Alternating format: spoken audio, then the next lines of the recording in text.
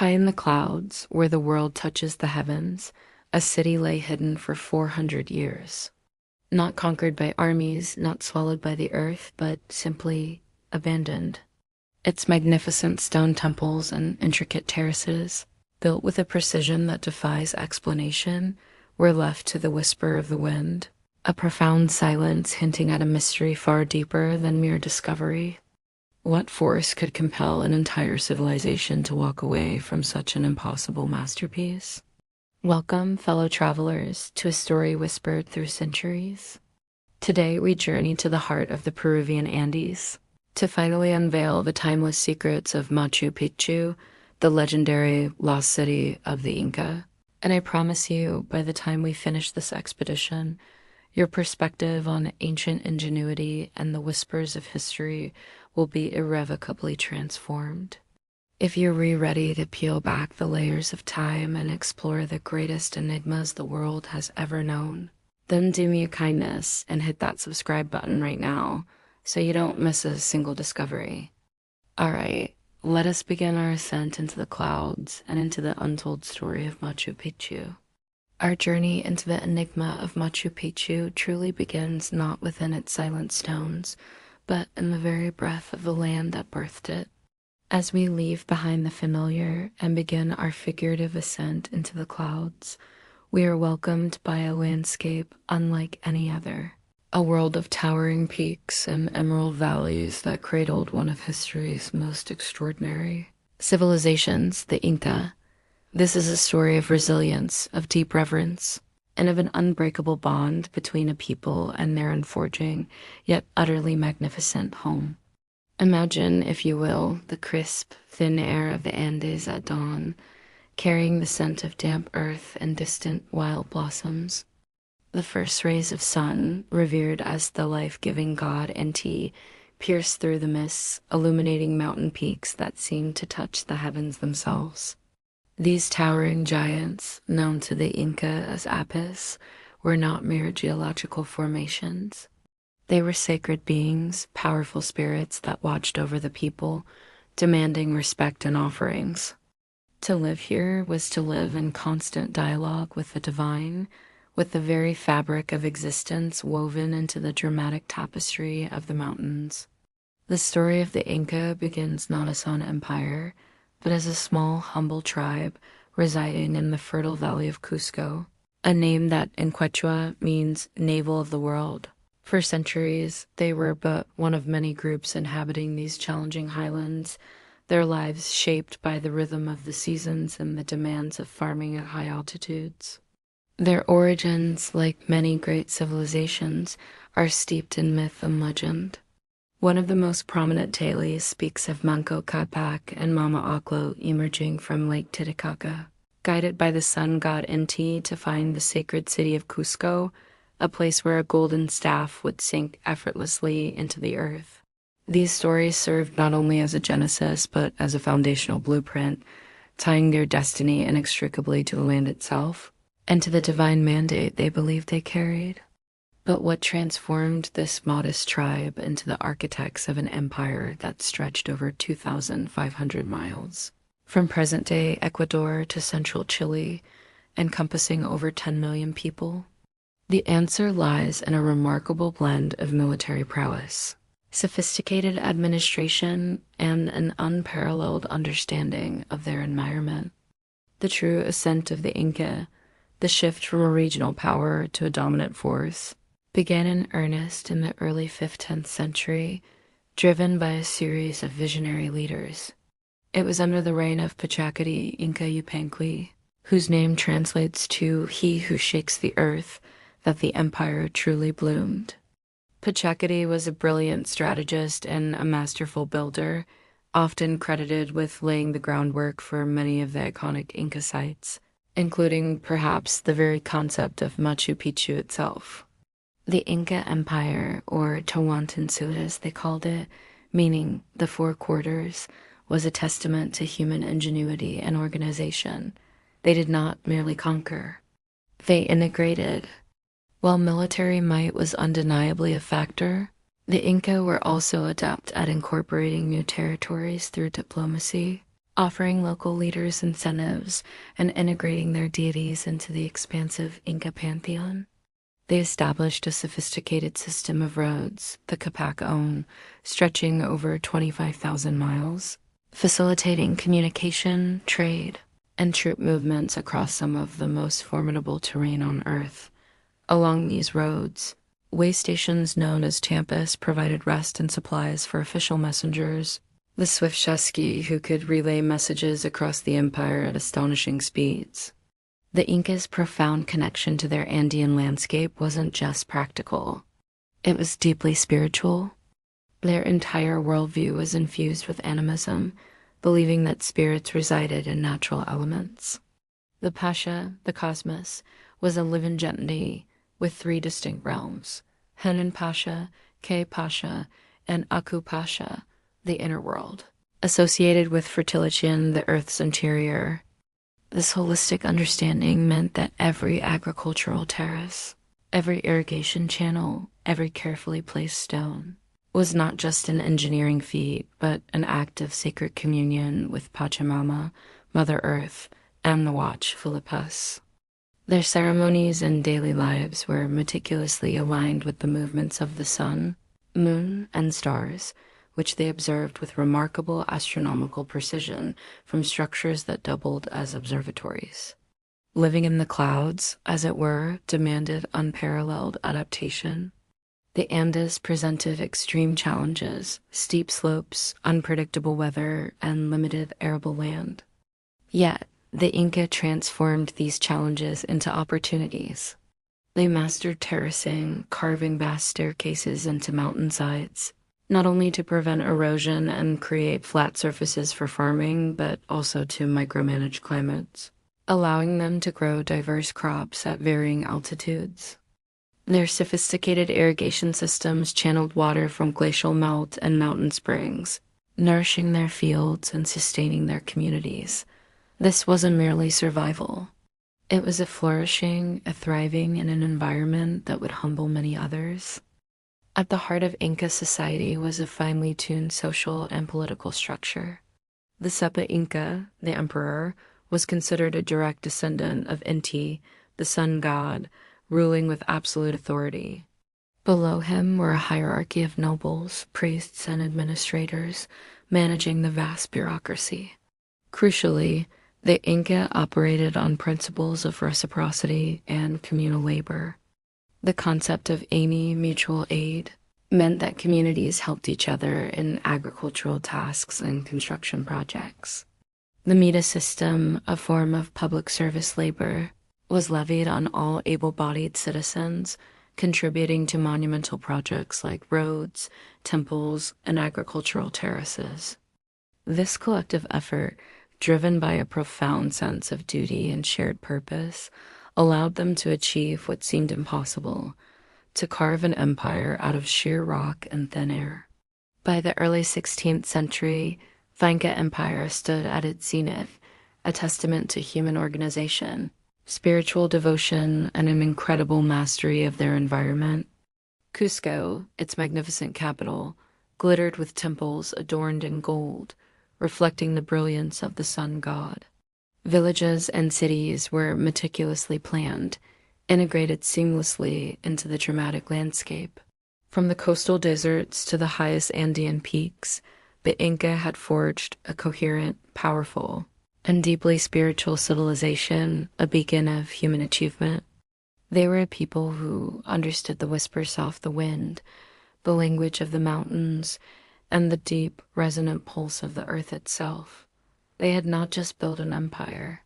They had woven themselves into the very fabric of the Andes, creating a legacy that, despite its eventual cups, would forever echo through time, waiting to be rediscovered. It is into this extraordinary world, forged by the powerful hands and unwavering spirit of the Inca, that we now turn our attention to one of their most enigmatic and breathtaking creations. And so we arrive at the heart of the Inca's physical legacy, a place where their profound understanding of the natural world, their societal ingenuity, and their unyielding spirit converge to create something truly monumental. having woven themselves into the very fabric of the Andes. The Inca then took up the challenge of transforming that fabric, of building not just upon the mountains, but with them. This brings us to the astonishing engineering feat that is Machu Picchu, a citadel that, even today, defies easy explanation. Imagine, if you will, the sheer audacity of the vision. To select a remote, precipitous ridge, almost lost amidst a sea of towering peaks and dense cloud forest, and to declare, "Here we will build a city." This was not a site chosen for its convenience. There were no broad, flat plains, no easily accessible rivers for transport, no gentle slopes. Instead, the Inca chose a location that offered unparalleled strategic advantages and a deeply sacred connection to the cosmos. It lies nestled between two prominent peaks, Huayna Picchu and Machu Picchu itself, creating a natural amphitheater that frames the sky and the powerful Urubamba River far below. This geographical embrace was not accidental. It was deliberate, reflecting their belief that the natural landscape was imbued with divine energy. The first and perhaps most fundamental challenge was simply preparing the ground. The chosen ridge was steep, unstable, and prone to landslides during intense rainy season. To build anything here, let alone a sprawling complex of temples, residences, and agricultural lands, required an engineering solution on a scale that beggars belief. The Incas' answer was an extraordinary system of terraces. These were not merely steps carved into the hillside. They were sophisticated engineering marvels, designed to stabilize the mountain, prevent erosion, and create fertile ground for crops. Each terrace wall was meticulously constructed, often several meters high, and filled with a carefully layered composition of materials. At the very bottom, large rocks provided a robust foundation, ensuring stability and drainage. Above this, a layer of smaller gravel allowed water to filter through efficiently. Then came sand, which further aided drainage and prevented the topsoil from washing away. Finally, the uppermost layer was rich, dark topsoil transported from the valley below, creating ideal conditions for cultivation. This multi-layered approach was crucial. It meant that even during torrential downpours, excess water would drain rapidly, preventing the buildup of hydrostatic pressure that could otherwise collapse the walls or trigger landslides. It was a profound act of engineering, transforming a precarious slope into a resilient and productive landscape. It is estimated that a staggering 60% of the construction at Machu Picchu lies underground, consisting of these foundational terraces and drainage systems, a testament to the unseen effort that underpins its enduring presence. But the terraces served more than just structural and agricultural purposes. They also created a series of microclimates, allowing the Inca to cultivate a remarkable diversity of crops, from maize and potatoes to quinoa and coca leaves, ensuring a resilient food supply for the inhabitants of the citadel.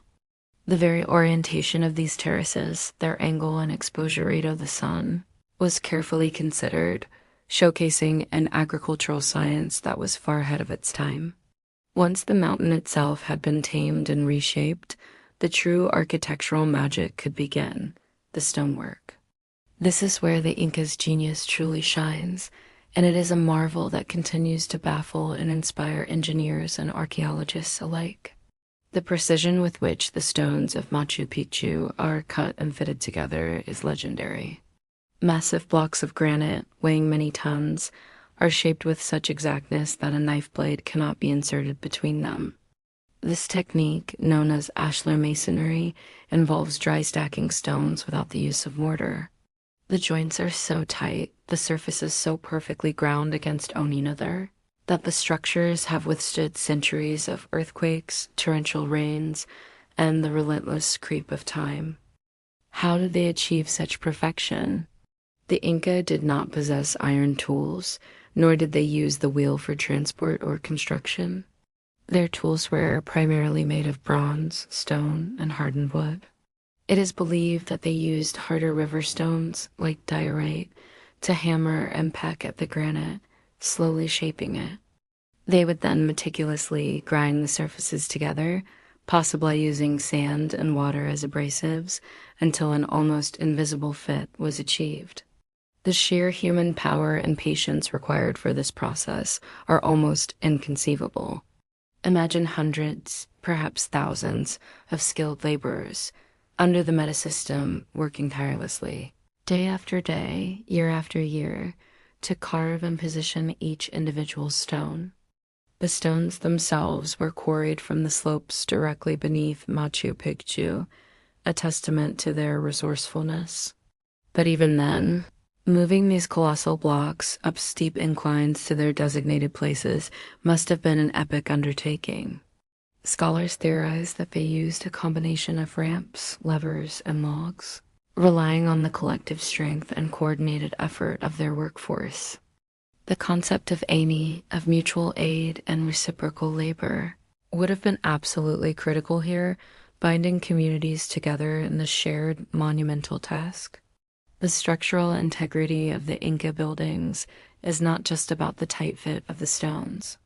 Their walls often feature a slight inward slope or batter, which provides additional stability against seismic activity. The doorways and windows are trapezoidal, wider at the base than at the top, a design choice that inherently distributes weight more effectively and resists collapse during an earthquake. This intimate understanding of seismic forces, gained through generations of living in an active earthquake zone, allowed them to build structures that have outlasted many colonial buildings constructed with European techniques and mortar. Beyond the dry stacking and earthquake-resistant designs, the overall layout of Machu Picchu reveals another layer of engineering brilliance, its integration with the water cycle. Water was life for the Inca, both literally and spiritually. Machu Picchu receives abundant rainfall, and managing this water was paramount to the citadel's survival. The Inca engineered an intricate system of springs, channels, and drains to supply fresh water to the city and to manage runoff. A primary spring, located high above the main residential area, was carefully channeled, its flow directed through a series of 14 meticulously carved stone fountains. These fountains cascaded down the hillside, providing fresh, clean drinking water to the inhabitants. Each fountain was a masterpiece in itself, not just functional but also aesthetically pleasing, often featuring a basin carved into the stone, sometimes adorned with small animal figures or geometric patterns. Equally important was the drainage system for rainwater. The plazas and open spaces were subtly sloped to direct water towards hundreds of small drainage holds and subterranean channels. These channels carried the water away from the buildings and terraces, preventing erosion and saturation of the foundations. Without this ingenious system, the heavy rains of the Andean wet season would have quickly turned the site into a muddy, unstable mess, undermining the very foundations of the citadel. This comprehensive water management system exemplifies their profound respect for natural resources and their ability to harness them for the benefit of their civilization.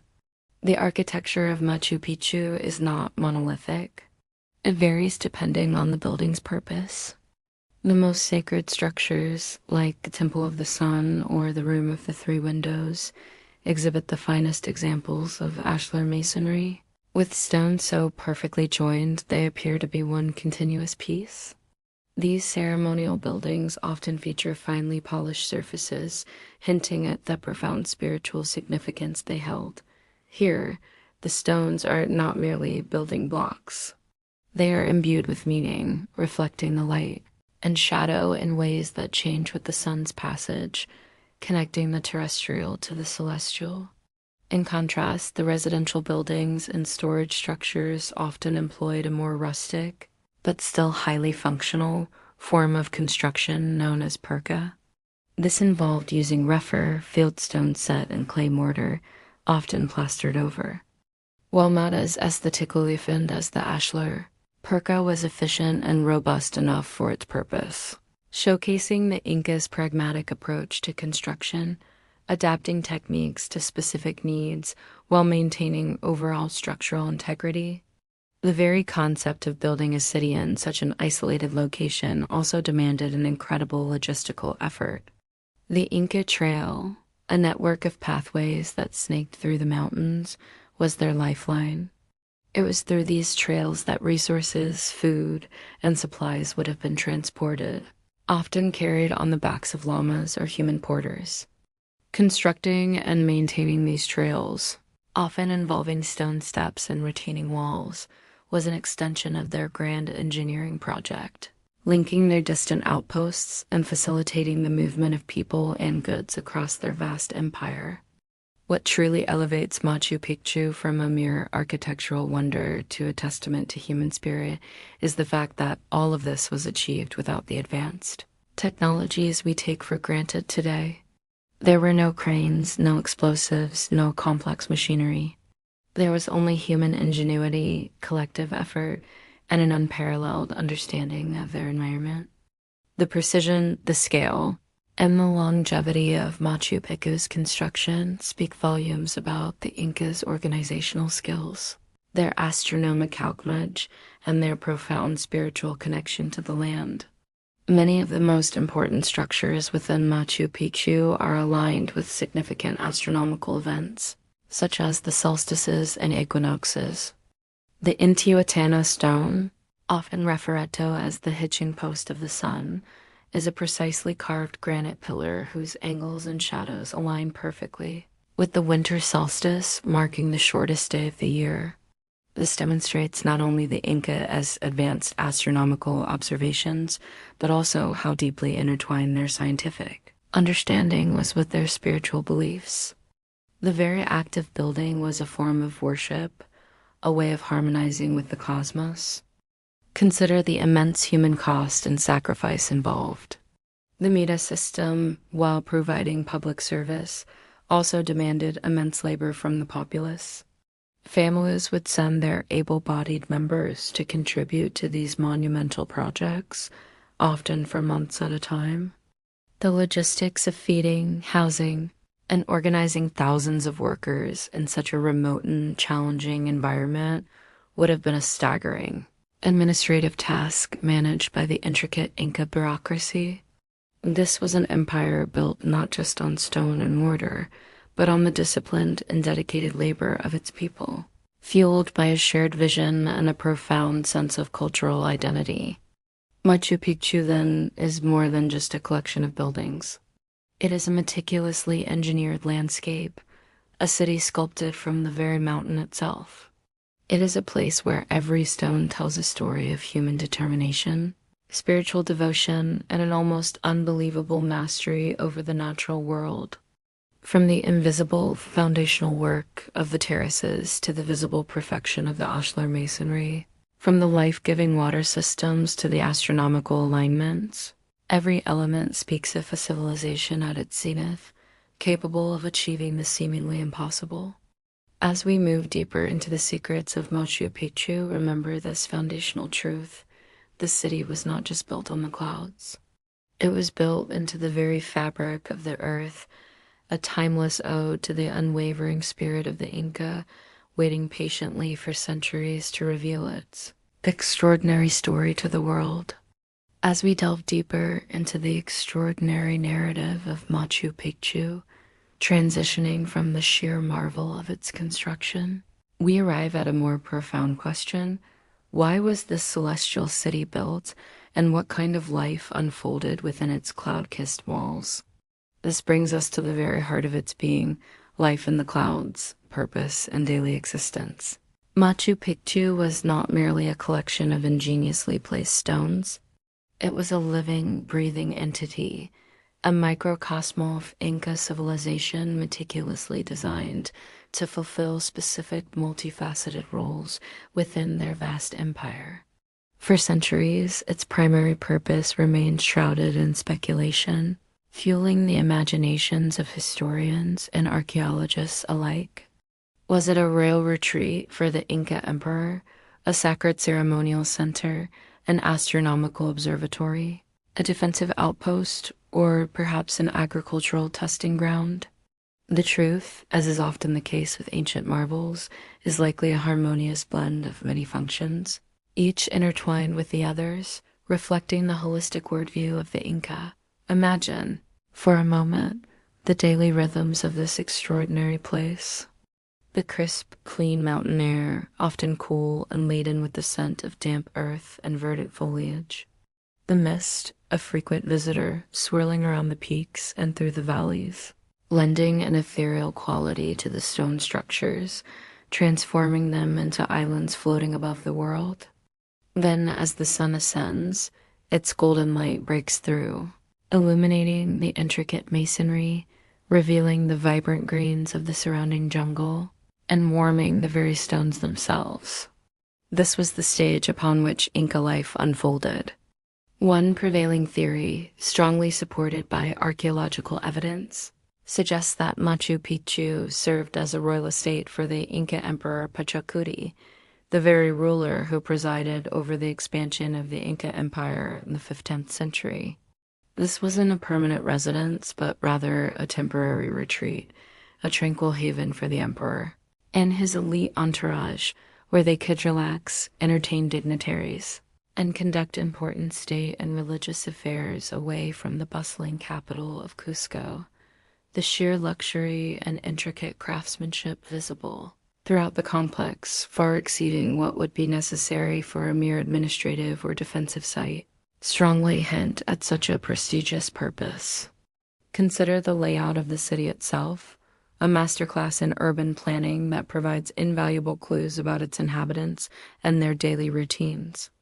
Machu Picchu is broadly divided into two main sectors: the urban sector with its palaces, temples, and residential buildings, and the agricultural sector dominated by the iconic terrace fields. Within the urban sector, further distinctions are apparent: a sacred district, a residential district, and an industrial or artisans district. Each area served a distinct function, shaping the lives of those who resided there. The sacred district, perched majestically at the highest point, was undoubtedly the spiritual heart of the city. Here stood the Temple of the Sun, with its exquisite curved wall and trapezoidal windows designed to perfectly frame the solstices and equinoxes, allowing sunlight to penetrate its inner sanctum at precise astronomical moments. Priests, skilled in celestial observation and sacred rituals, would have conducted ceremonies honoring Inti, the sun god, and other deities crucial to the Inca pantheon. The Intihuatana, the hitching post of the sun we discussed earlier, would have been a central feature in these sacred observances, its shadow play guiding agricultural souls and reinforcing the Inca's profound connection to the cosmos. Imagine the hushed reverence, the rhythmic chants, and the fragrant smoke of offerings rising towards the heavens as important ceremonies unfolded, connecting the earthly realm with the divine. Nearby, the Temple of the Three Windows, with its massive, perfectly cut stones, and the principal temple featuring a large altar further attest to the city's significant religious role.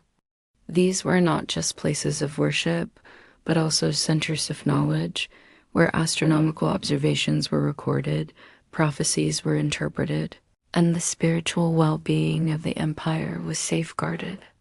The presence of such elaborate religious architecture suggests that a dedicated community of priests, and perhaps Mamakona chosen women, sometimes likened to priestesses or nuns, lived here, devoting their lives to spiritual service and the education of others. These individuals would have maintained ritual fires, prepared offerings, and served as intermediaries between the people and their gods, ensuring harmony and prosperity.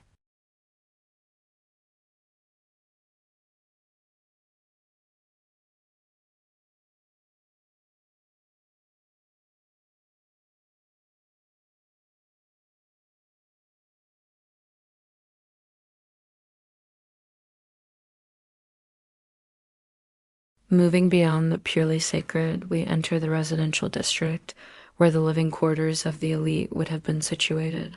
These structures, while still boasting high-quality masonry, are more functional, featuring multiple rooms, courtyards, and well-defined spaces for daily activities. We can envision nobles, perhaps members of Pachacuti's Panica or a royal lineage group, residing here, attended by their Yanacona, hereditary servants or retainers. Their days would have involved managing the estate, participating in state functions, perhaps engaging in strategic discussions, and overseeing the various activities of the city. Their meals would have been prepared in communal kitchens, featuring a diverse diet of maize, potatoes, quinoa, and perhaps llama or alpaca meat, all cultivated or brought in from the fertile valleys below. The sounds of daily life here would have included conversations in Quichua, the clatter of pottery, and the quiet industry of weaving and other crafts. The presence of refined water systems, a series of 16 fountains cascading down through the city, speaks volumes about the comfort and health of its inhabitants.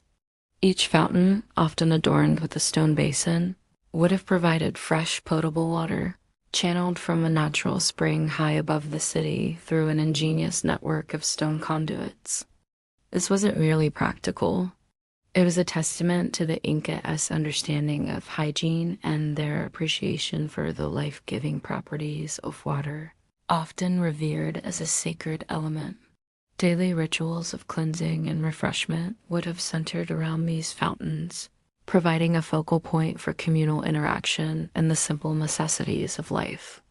Below the main urban core, the extensive agricultural terraces sprawl across the mountainside, a stunning example of Inca ingenuity in harnessing the environment. These terraces, sometimes referred to as Andines, were not just functional. They were critical to the city's self-sufficiency, carefully constructed with layers of gravel, sand, and topsoil.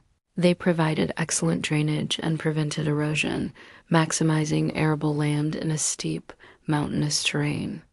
The varying heights and orientations of the terraces created microclimates, allowing for the cultivation of a diverse range of crops, including different varieties of maize, potatoes, quinoa, and perhaps coca leaves, which had important medicinal and ritualistic uses.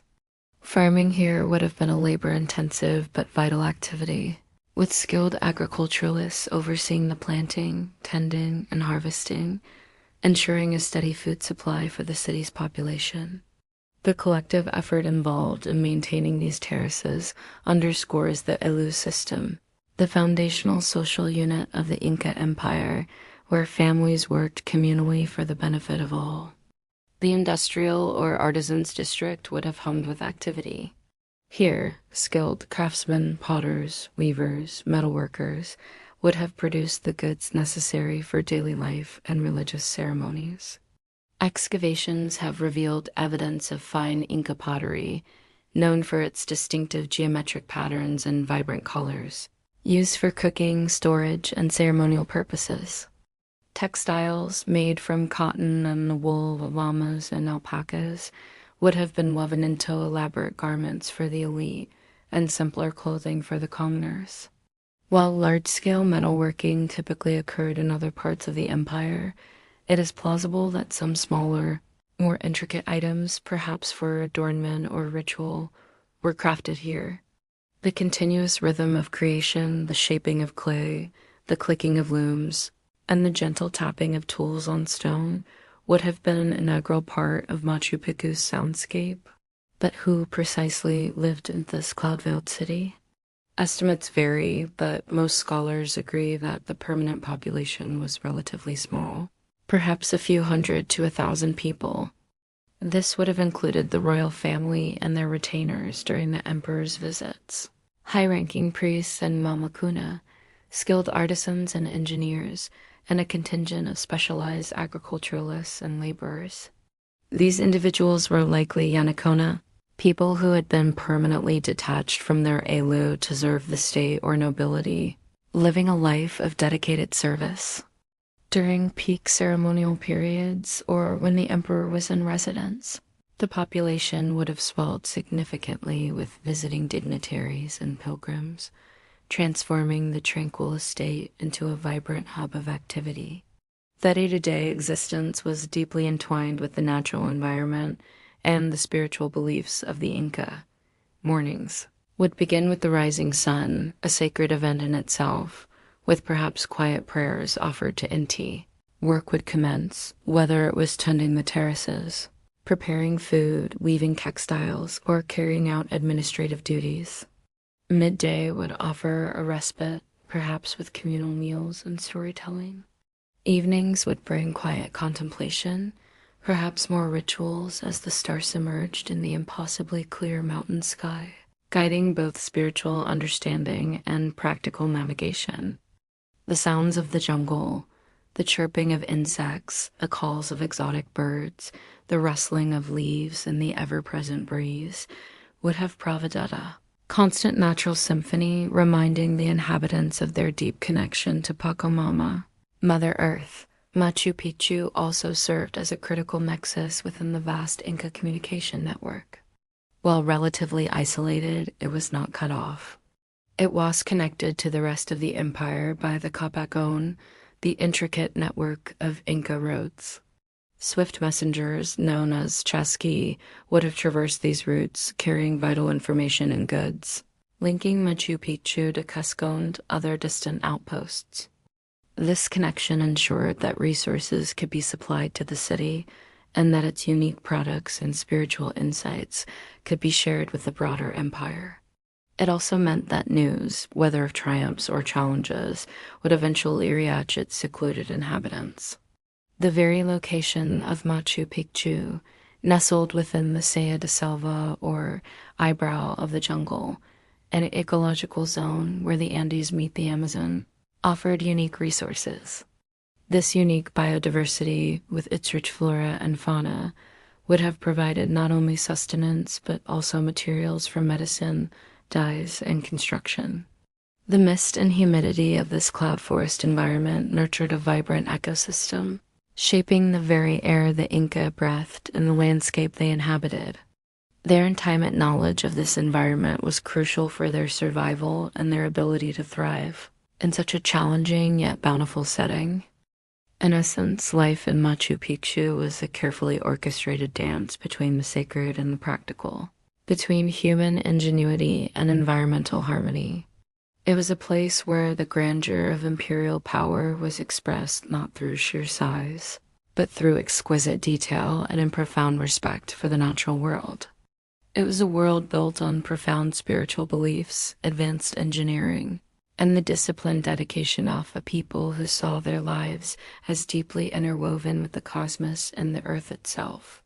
The echoes of these lives, of their rituals, their labor, their quiet moments of contemplation linger among the stones, waiting for us to listen closely and learn from the extraordinary civilization that once thrived in the clouds.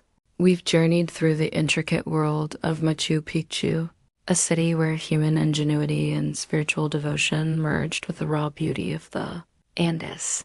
We've seen how its builders defied gravity and logic, how its inhabitants lived in harmony with the cosmos, and how it thrived in the clouds. Yet, as with all great stories, there comes a turning point, a moment when the vibrant hum of life begins to fade, leaving behind only echoes. For Machu Picchu, this turning point is shrouded in one of its most compelling and enduring mysteries, its abandonment. Imagine, if you will, the bustling terraces, the sacred ceremonies, the quiet rhythm of daily life, all slowly, inexorably falling silent.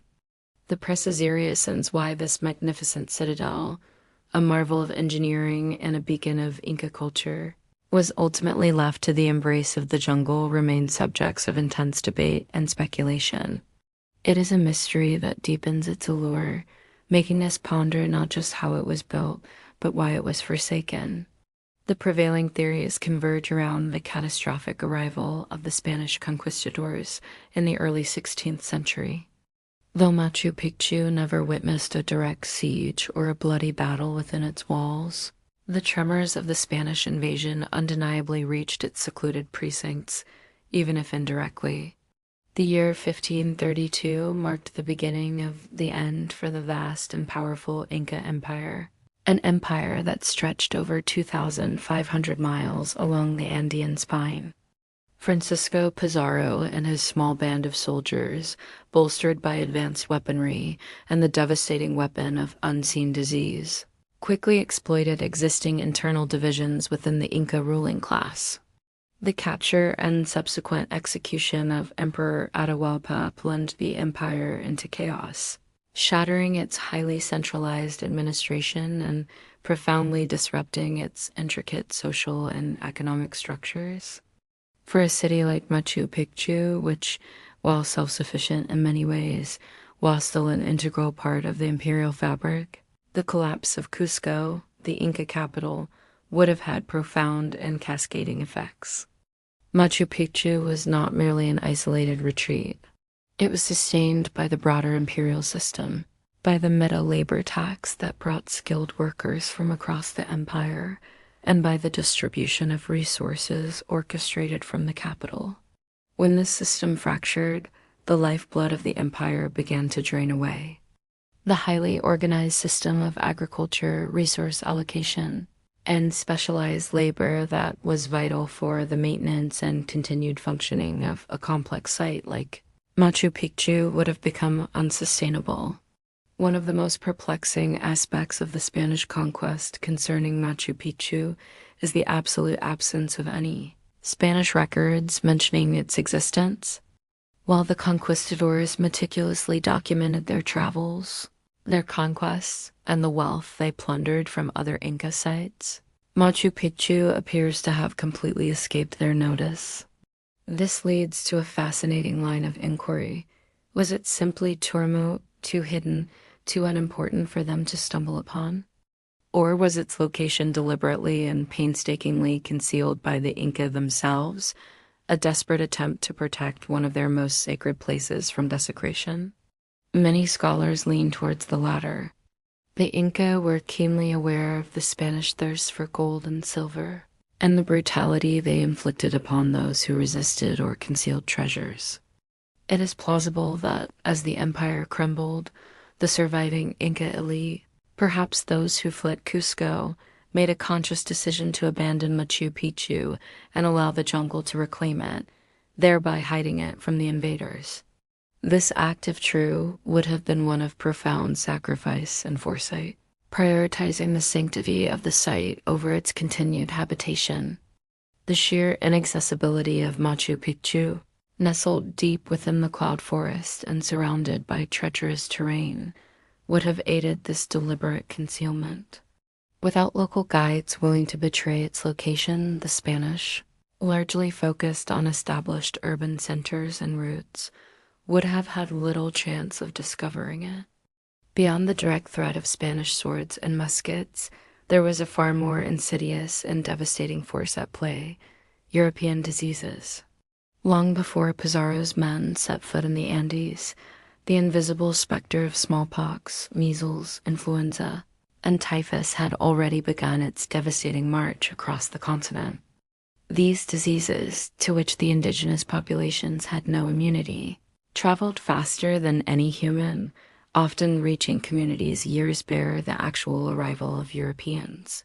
The death tolls were catastrophic, wiping out entire villages and significantly weakening the Inca Empire even before the first shots were fired. Consider the implications for Machu Picchu. Even if the Spanish never physically reached its gates, the inhabitants would not have been immune to these plagues.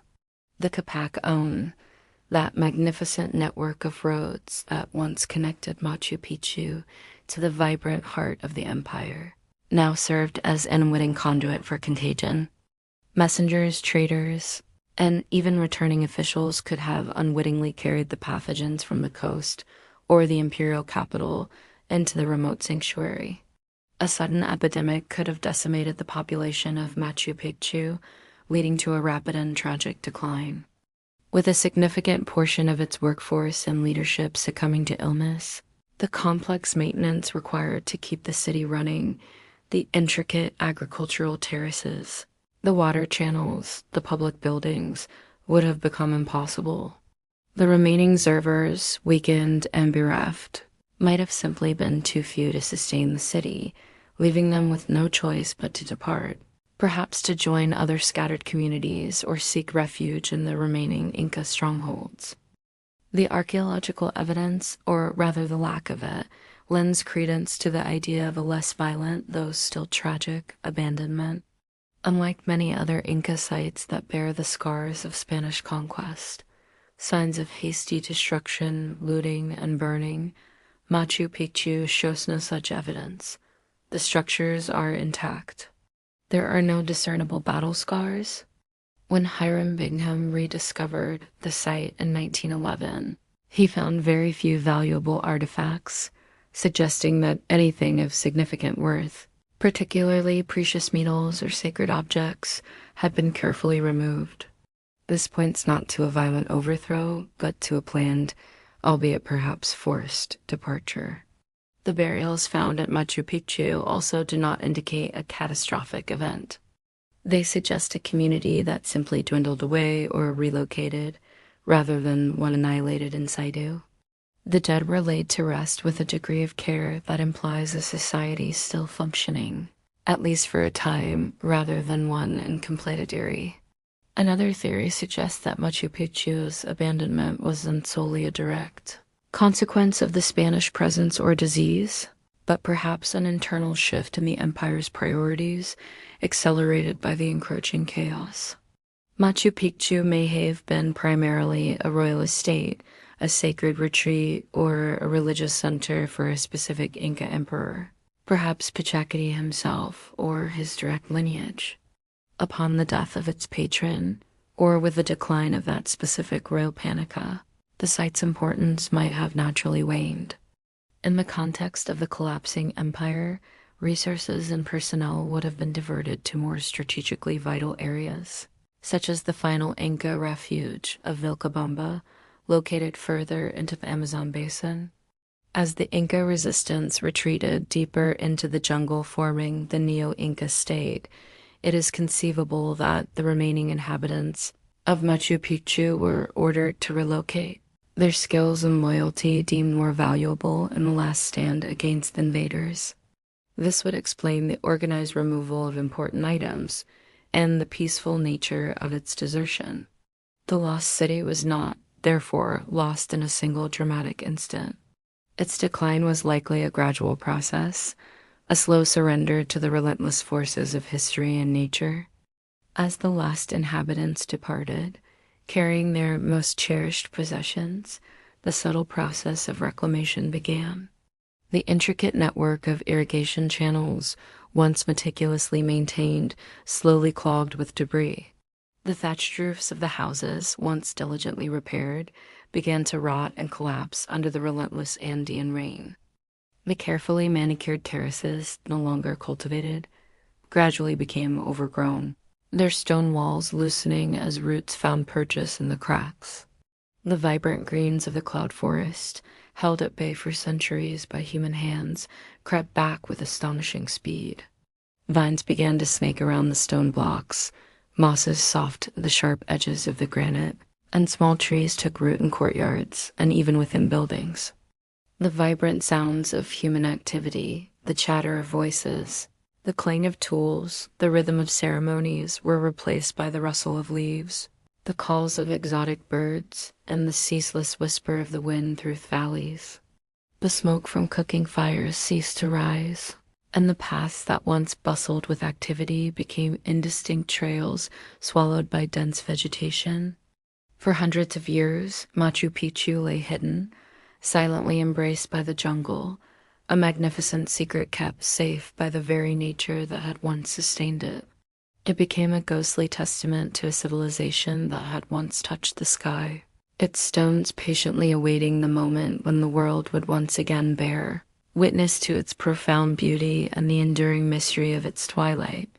The silence that descended upon Machu Picchu was not one of utter desolation, but one of patient waiting, a pause in time until human eyes would again gaze upon its wonders, igniting new curiosity and a renewed effort to understand the whispers of its past. This profound stillness, this slow return to wilderness, adds another layer to its mystique, transforming it from a city simply abandoned to a sacred landscape deliberately concealed, a treasure preserved by time and nature until its grand unveiling. The silence that descended upon Machu Picchu was not one of utter desolation, but one of patient waiting, a pause in time until human eyes would again gaze upon its wonders, igniting new curiosity and a renewed effort to understand the whispers of its past. This profound stillness, this slow return to wilderness, adds another layer to its mystique, transforming it from a city simply abandoned to a sacred landscape deliberately concealed, a treasure preserved by time and nature until its grand unveiling. And so, for nearly 4 centuries, Machu Picchu was truly lost to the world, swallowed by the very heart of the Andes. Imagine the ceaseless whisper of the wind, not through busy plazas, but through the dense canopy of the cloud forest. Envision the soft patter of rain, not on a cared-for threshold, but on layers of fallen leaves and moss-covered stones. This was the long sleep of Machu Picchu, a dream held secret by the mountains themselves. The geographic isolation that had once protected its inhabitants now became its ultimate shroud. Perched between 2 towering peaks, Huayna Picchu and Machu Picchu, and cradled by the formidable horseshoe bend of the Urubamba River, the citadel was naturally fortified against intrusion. The sheer cliffs plummeting hundreds of meters to the roaring river below acted as an impassable barrier, while the surrounding peaks created a natural amphitheater, hiding the site from any casual glance. The very air of the cloud forest, thick with mist and heavy with the scent of damp earth and unseen blossoms, contributed to its disappearance. Day after day, year after year, the persistent humidity encouraged rapid growth. Lichens spread across the finely cut granite, softening its sharp lines and blending the intricate stonework into the natural rock face. Vines, tenacious and determined, snaked their way into every crevice, their tendrils prying apart mortarless joints and slowly, inexorably dislodging stones. Trees, some of them giants of the forest, took root in what were once courtyards, their massive roots buckling pavements and splintering walls. The rich, dark soil of the mountain, once carefully managed for agriculture, now claimed back its own burying pathways, and obscuring the lower levels of structures under layers of organic matter. This natural reclamation was not merely an aesthetic transformation, it was a physical concealment. From a distance, especially from the river valley below or the distant ridges, Machu Picchu ceased to appear as a city at all. It became an indistinguishable part of the mountain itself, its terraces resembling natural contours, its buildings dissolving into the emerald embrace of the jungle. The human handprint, so precise and powerful in its creation, was gently yet thoroughly erased by the persistent touch of nature. But beyond the relentless march of the jungle, other factors contributed to Machu Picchu's profound secrecy. The timing of its abandonment, likely coinciding with the tumultuous years of the Spanish conquest in the mid-16th century, played a critical role. The Spanish conquistadors, driven by an insatiable hunger for gold and easily accessible resources, focused their efforts on the major Inca cities like Cusco and the vast network of roads and administrative centers. Machu Picchu, a relatively small, likely ceremonial or royal estate, offered no immediate strategic or material wealth for the invaders. It was not a political capital, nor a significant gold mine, nor a key military outpost that needed to be subdued. Thus, it escaped the notice and the destructive impulse of the Europeans. Moreover, the Inca Empire, despite its sophisticated organization, did not possess a written language in the European sense. Their history, laws, and knowledge were passed down throughout intricate oral traditions and the sophisticated not-record system known as quipu. The cataclysmic disruption of the Spanish conquest, the mass deaths from European diseases, The systematic dismantling of the Inca political and religious structures and the brutal suppression of their culture led to an incalculable loss of indigenous knowledge. Many of the priests, nobles, and chroniclers who held the oral histories and understood the quipu were killed or enslaved. The collective memory of countless accurate sites, including Machu Picchu, began to fade or became deeply guarded secrets. It is highly probable that local indigenous communities in the region did retain knowledge of the site. For generations, Quechua-speaking farmers and shepherds surely navigated the same steep trails and valleys, occasionally glimpsing the moss-covered stones or knowing of the old city hidden within the peaks. Yet, for various reasons, this knowledge remained localized and did not reach the ears of outsiders, particularly colonial powers. Perhaps it was out of reverence for a sacred place, a deliberate act of cultural preservation against foreign intrusion. To reveal such a site to the Pachacuti, the world upside down, as the Inca might have seen the Spanish conquest, would have been an unthinkable desecration. Or perhaps, for centuries, the site was simply considered an integral part of their landscape, a place of ancestral spirits, not something to be highlighted to a world that had shown little respect for their heritage.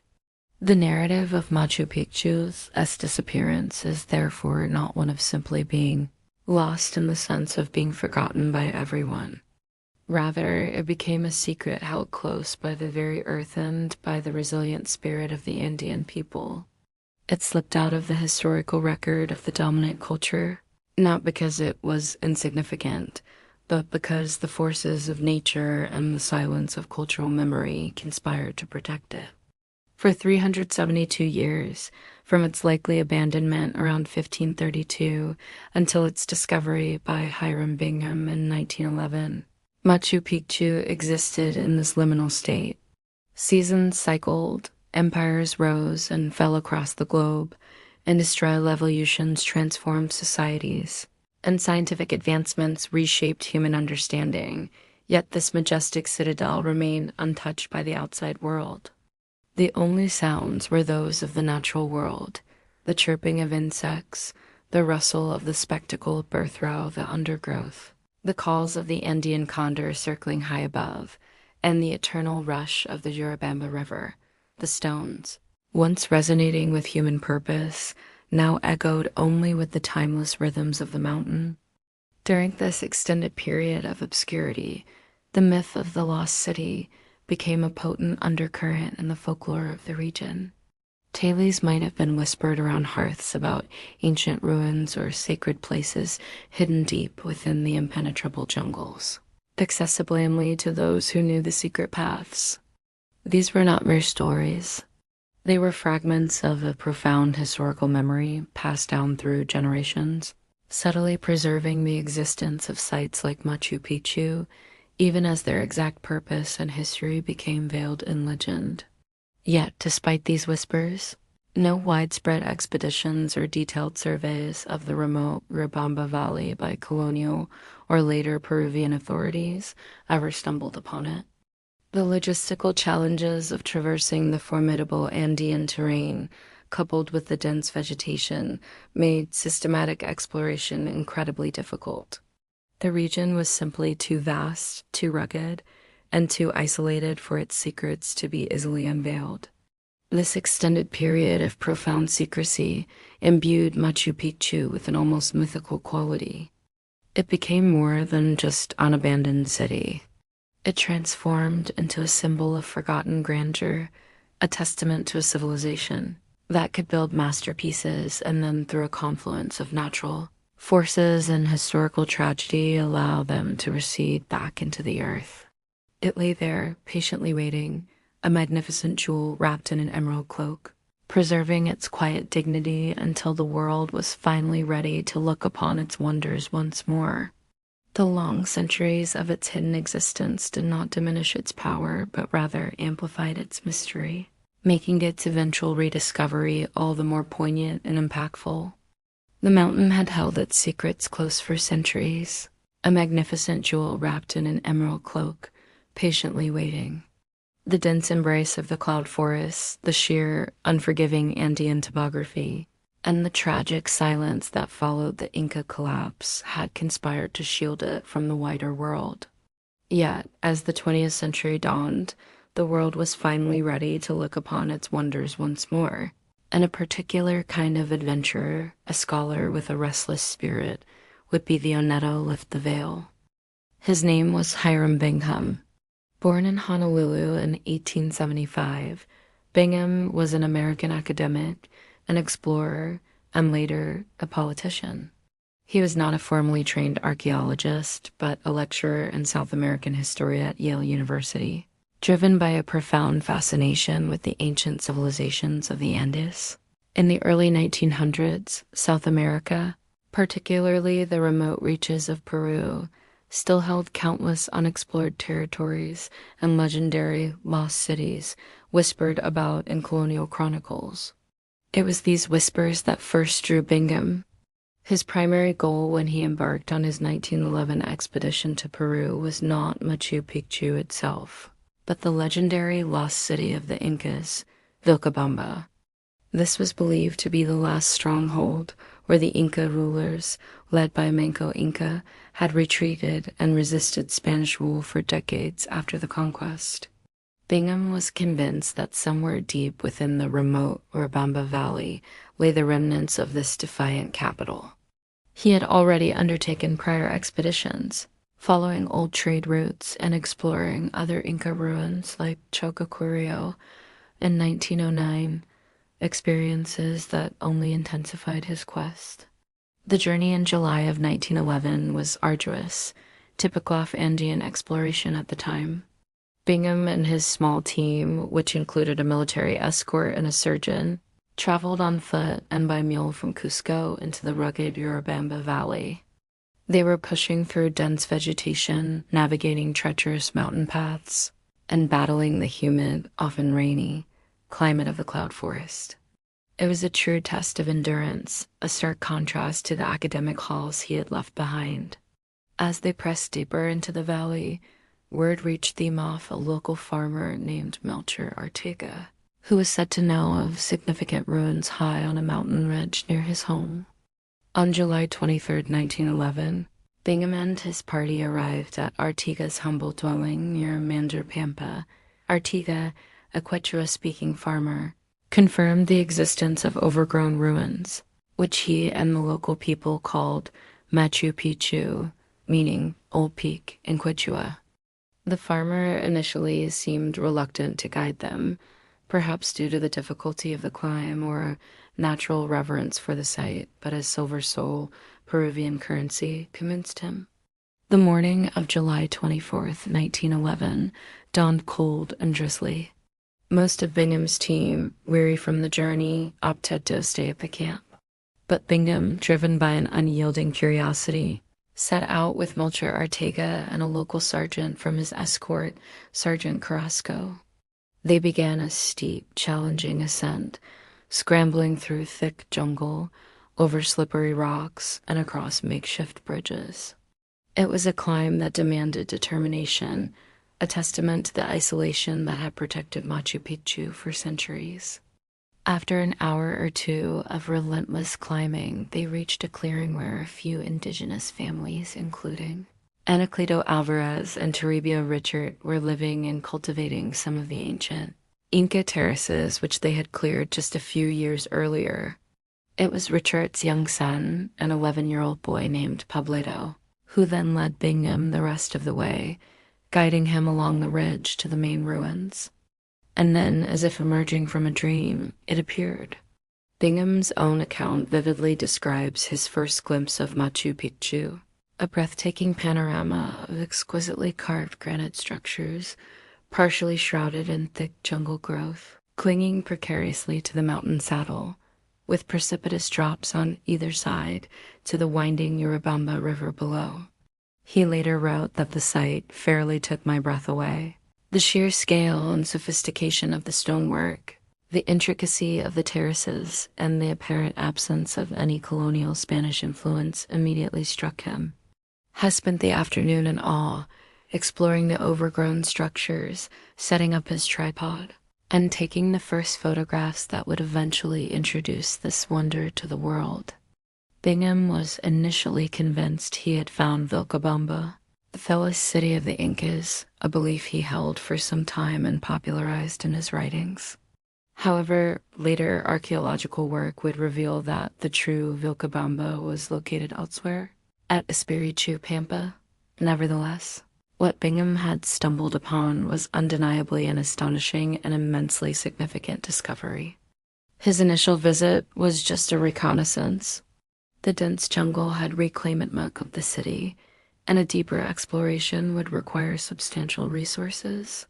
Bingham returned to Peru in 1912, 1914, and 1915, leading larger expeditions under the joint sponsorship of Yale University and the National Geographic Society. These expeditions were monumental undertakings involving teams of engineers, archaeologists, and local laborers who worked tirelessly to clear the site of centuries of vegetation. They systematically mapped the citadel, excavated various structures, and meticulously documented their findings. The photographs taken during these years, especially those of the newly cleared terraces and temples, caused a worldwide sensation. Bingham's publications, most notably his 1913 article in National Geographic magazine, followed by his best-selling book Lost City of the Incas in 1948, brought Machu Picchu to the global stage. His evocative descriptions and stunning photographs captured the imagination of millions, transforming Machu Picchu from a locally known ruin into an internationally recognized archaeological marvel. It became an icon of Inca civilization, challenging previous perceptions of pre-Columbian societies as primitive and revealing a complex, urban, and deeply spiritual culture. However, Bingham's narrative, while captivating, also sparked significant debate and controversy that continues to resonate today. Even at the time of his rediscovery, local indigenous families were living on and farming the terraces, and various individuals, including Peruvian explorer Agustin Lizarraga, had visited the site earlier. Bingham himself noted Lizarraga, name and the date 1902 written in charcoal on a wall of the Temple of the Three Windows during his first visit, acknowledging him as a prior visitor in his early journals. There were also accounts of British missionaries and a German engineer named Augusto Burns, who, some scholars believe, had visited the site even earlier in the 1860s, and even had maps referencing Machu Picchu. While Bingham might not have been the first modern outsider to lay eyes on Machu Picchu, he was undoubtedly the one who conducted the first scientific investigation and, crucially, brought it to international scholarly and public attention. Another enduring controversy centered around the thousands of artifacts Bingham's expeditions excavated and subsequently transported to Yale University for study. These included pottery, stone tools, human remains, and ceramics. While Bingham had received permission from the Peruvian government to export these items, the circumstances of these transfers and the understanding of their return became a long-standing dispute between Peru and Yale. Peru argued that these artifacts were only on a temporary loan and should be returned to their rightful home.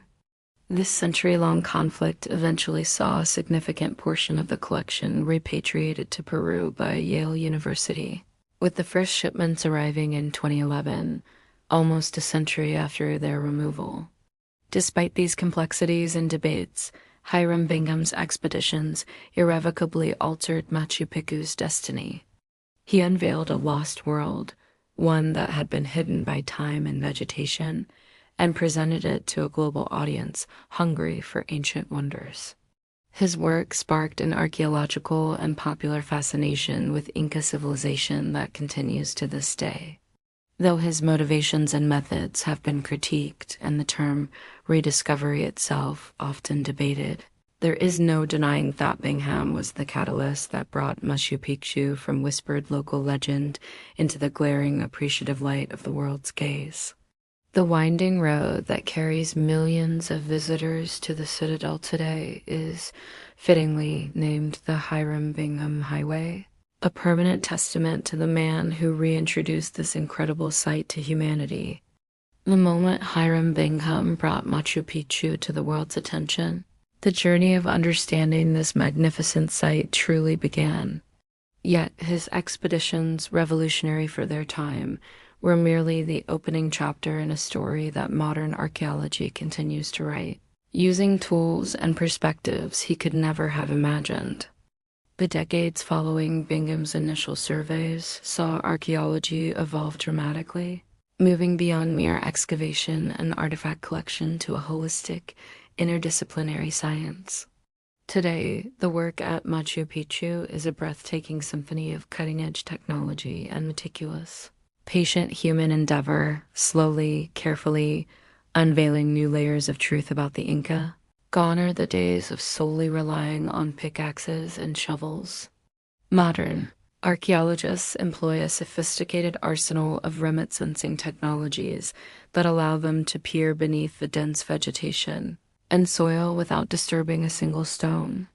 LiDAR, for instance, uses laser pulses from airborne platforms to create incredibly detailed 3D maps of the terrain, stripping away the canopy to reveal hidden structures, agricultural terraces, and ancient pathways that would be impossible to detect from the ground. Ground-penetrating radar, another invaluable tool, sends electromagnetic waves into the earth, mapping subsurface features like buried walls, foundations, and even entire architectural compo, giving us a ghost image of what lies beneath our feet. These technologies have been instrumental in confirming some of Bingham's hunches and, just as importantly, challenging others. For example, while Bingham initially believed Machu Picchu to be the legendary last city of the Incas, modern analysis suggests a more nuanced purpose.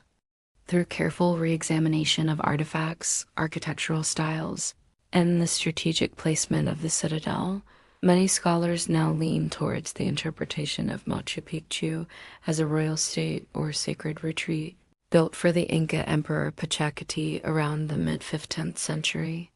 This wasn't a city in the traditional European sense, but rather a complex design for spiritual ceremonies, astronomical observation, and perhaps even as an agricultural testing ground, harnessing the microclimates of the cloud forest. The precision of modern dating techniques has also been pivotal. Radiocarbon dating, now refined to pinpoint dates with remarkable accuracy, has been applied to organic materials found at the site, further solidifying the timeline of its construction and occupation.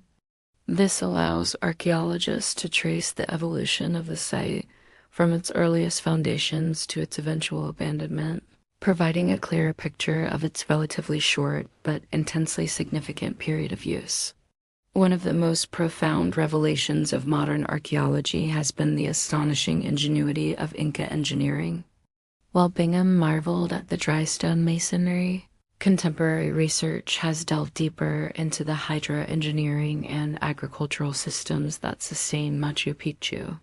Studies off its intricate network of canals, fountains, and drains reveal an unparalleled mastery of water management, designed to withstand torrential rains and provide fresh water to every sector of the citadel. These systems demonstrate an understanding of hydraulic principles that rivals many ancient civilizations, ensuring both sanitation and spiritual purity. The famous agricultural terraces, often mistaken simply for steps, are in fact sophisticated agricultural platforms. Modern soil analysis and paleoethnobotany, the study of ancient plant remains, have shown that these terraces were engineered with multiple layers of gravel, sand, and topsoil, creating optimal drainage and thermal conditions for a variety of crops, some of which were brought from distant ecological zones. This allowed the Inca to experiment with different plant species, effectively creating a high-altitude agricultural laboratory. Beyond the stone and water, modern archaeology has brought the human story of Machu Picchu into sharper focus. Bioarchaeology, the study of human remains, has provided invaluable insights into the health, diet, and even the origins of the people who lived and worked here. By analyzing skeletal remains, researchers can deduce information about common ailments, nutritional status, and patterns of physical stress, painting a vivid picture of daily life. Stable isotope analysis of bones and teeth can even reveal where individuals spent their early lives, showing that many residents were not local to the Machu Picchu area, but rather came from diverse regions of the vast Inca Empire. This supports the idea that Machu Picchu was a multi-ethnic community, drawing people from across the empire, possibly as laborers, craftspeople, or servants for the Inca elite. The discovery and mapping of the intricate network of Inca roads leading to and from Machu Picchu is another testament to modern methods. Using satellite imagery, drone mapping, and painstaking ground surveys, archaeologists have charted sections of the Capacón, the vast Inca road system converging on the citadel. These roads were not merely paths, but strategically engineered routes, often featuring bridges, tunnels, and way stations, connecting Machu Picchu to the wider imperial network and facilitating the movement of goods, people, and information. Understanding these connections helps us appreciate Machu Picchu not as an isolated marvel, but as an integral part of a complex and highly organized empire. Furthermore, the focus has shifted to the surrounding landscape, recognizing that Machu Picchu did not exist in isolation.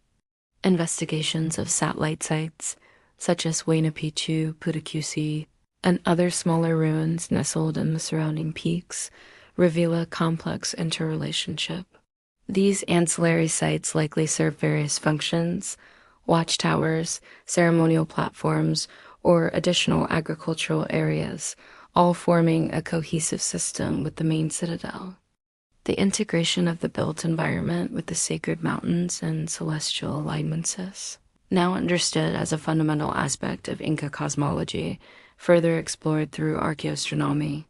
Researchers have identified how key structures and windows align with solstices, equinoxes, and important star constellations, suggesting that the architecture was not just functional but deeply embedded with spiritual significance, guiding observations of the heavens.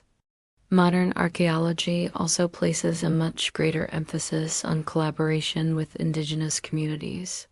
The knowledge passed down through generations of Quechua people, the direct descendants of the Inca, offers invaluable contextual insights that written records simply cannot provide. Their understanding of the landscape, traditional practices, and oral history sheds light on interpretations of the site's purpose and its spiritual importance, enriching the purely scientific data with cultural depth. This collaborative effort ensures that the narrative of Machu Picchu is not just a scientific reconstruction, but a living story respected and understood from multiple perspectives. Despite all these incredible advancements, Machu Picchu remains a site of profound mystery. The exact reasons for its abandonment remain debated, though theories range from the disruption caused by the Spanish conquest to an outbreak of disease, or even a strategic shift by the Inca elite. What is clear is that modern archaeology, with its ever-evolving tools and interdisciplinary approach, continues to peel back the layers of time, offering us an increasingly intricate and awe-inspiring portrait of this lost world. Each new discovery reinforces the genius of the Inca and deepens our appreciation for a civilization that built an empire in the clouds. The journey of unveiling new secrets at Machu Picchu is far from over.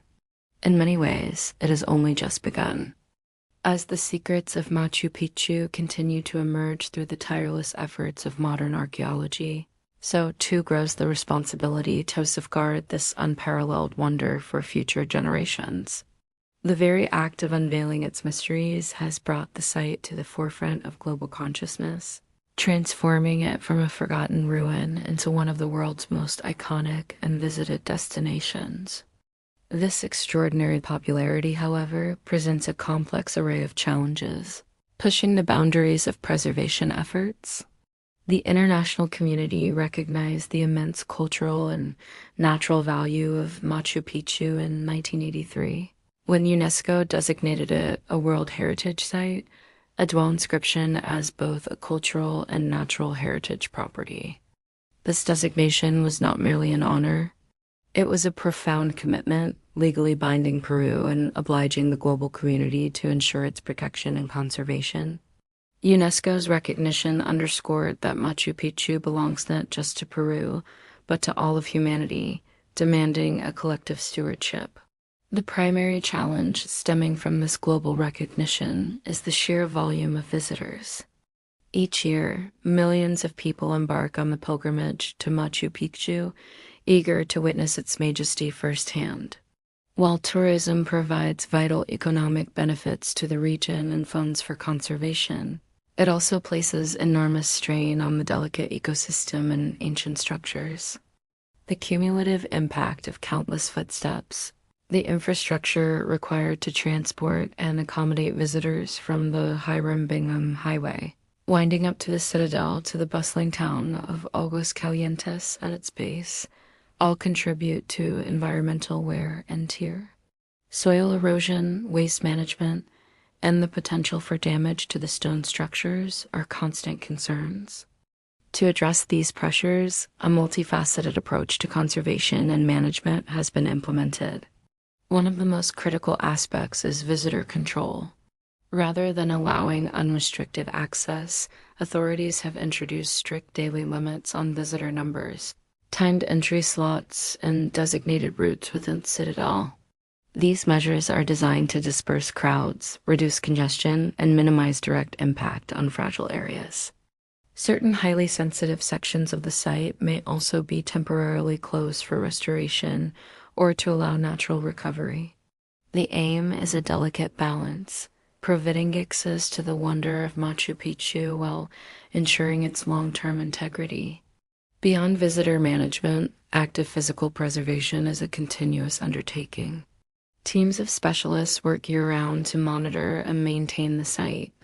This includes the meticulous restoration of damaged walls and terraces, often using traditional Inca techniques and materials to ensure authenticity and structural stability. The sophisticated drainage systems, essential for managing the heavy rainfall and preventing erosion, require constant clearing and repair. Monitoring for seismic activity and potential landslides, a very real threat in the mountainous terrain, is also a critical component of preservation efforts, often involving geotechnical engineers and advanced sensors. Environmental protection extends to the surrounding Machu Picchu Historical Sanctuary, a vast natural area encompassing diverse ecosystems. This sanctuary is home to arid biodiversity, including rare orchids, spectacled bears, and a multitude of bird species. Conservation efforts here focus on protecting this natural heritage, managing deforestation, preventing illegal mining, and promoting sustainable practices among local communities. The integrity of this natural buffer is crucial for the long-term health of the archaeological site itself. The Peruvian government, through institutions like the Ministry of Culture and the National Directorate of Culture Cusco, plays a central role in coordinating these efforts. They collaborate with international organizations, academic institutions, and local communities to develop and implement comprehensive management plans. Funding for these initiatives comes from a combination of ticket sales, government budgets, and international grants, highlighting the global commitment to preserving this treasure. For the Quichuipo and all Peruvians, Machu Picchu is far more than an archaeological site. It is a profound symbol of national pride, ancestral heritage, and spiritual connection. It embodies the ingenuity, resilience, and wisdom of their forebears. This deep cultural significance adds another layer to the preservation imperative. Efforts are made to ensure that local communities are involved in the management and economic benefits of tourism, fostering a sense of ownership and stewardship. Educational programs are also vital, teaching both locals and visitors about the history, culture, and fragile nature of the site, encouraging respectful engagement. Looking to the future, the legacy of Machu Picchu continues to evolve. Climate change presents new, unpredictable challenges, from altered rainfall patterns to increased risks of extreme weather events. The ongoing pressure of global tourism demands constant innovation and sustainable management practices. Yet, despite these formidable hurdles, there is a powerful hope and determination that this old mountain will endure. Machu Picchu stands as a testament of human spirit's ability to build beyond imagination, to harmonize with nature, and to create beauty that transcends time. Its legacy is not just in its stones and terraces, but in its enduring power to inspire awe, foster discovery, and remind youth of the preciousness of our shared global heritage. It calls to us silently from the cloud-kissed peaks, a timeless sentinel inviting us to reflect on the grandeur of the past and our collective responsibility to safeguard its future. As our journey through the secrets of Machu Picchu draws to a close, we are left with more than just facts and theories. We are left with a profound sense of wonder, a quiet echo of the human spirit's boundless capacity. We've walked among the precision-cut stones, imagined the vibrant life that once hummed through its terraces, and grappled with the enduring silence of its abandonment. We've felt the thrill of Hiram Bingham's discovery and understood the immense, ongoing effort to protect this global treasure. This ancient citadel, perched impossibly high, continues to guard its deepest mysteries, reminding us that some truths remain elusive even to the most dedicated archaeologists. And perhaps that is part of its enduring magic. It stands not merely as a relic of a bygone empire, but as a living testament to human ingenuity, resilience, and a profound connection to the natural world. Machu Picchu truly is a timeless sentinel, its silent beauty etched against the vast canvas of the Indian sky. It whispers tales of the past on the mountain winds and beckons us to consider our collective responsibility to safeguard such irreplaceable heritage for generations yet to come. It inspires us to look beyond the visible, to listen to the whispers of history, and to remember that even in ruins, there can be an enduring, transformative power. The lost city found its way back to us, and in doing so, it found a permanent home in the human heart. Thank you for joining us on this incredible journey through the myths and marvels of Machu Picchu. We hope you felt the ancient stones beneath your feet and heard the whispers of a forgotten empire. If you enjoyed this story, please consider subscribing to Deep Rest Studio. It truly helps us bring more of these hidden tales to life. And while you're here, take a moment to explore another one of our videos. Until next time, keep exploring the wonders of our world.